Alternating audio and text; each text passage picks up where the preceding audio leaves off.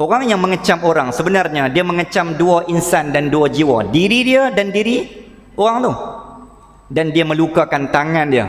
Kalau tangan tu boleh bersuara, tangan akan berkata-kata, "Hei tuanku, hang buat apa dengan aku ni? Esok aku nak jawab apa depan Tuhan? Al-yawma nakhtimu ala afwahihim wa tukallimuna aydihim wa tashhadu arjuluhum bima kanu yaksibun."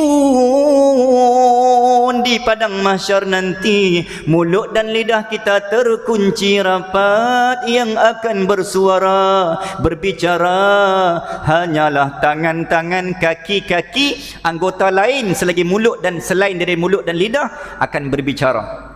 Lidah akan klaim, tangan akan klaim, aku tak redha hang kecam orang, aku tak redha hang komen kata kau ustaz. Dah ustaz tu mana? Ni buat macam mana? Baby kat dia lah.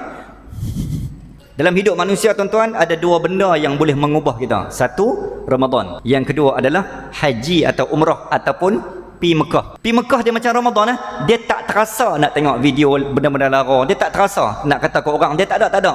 Sebab ihram mengawal dan menyekat. Maka Ramadan mengawal dan menyekat. Ramadan umpama ihram. Allah buat 13 jam 45 minit umpama ihram. 13 perkara ihram tu, itulah yang ada dalam Ramadan.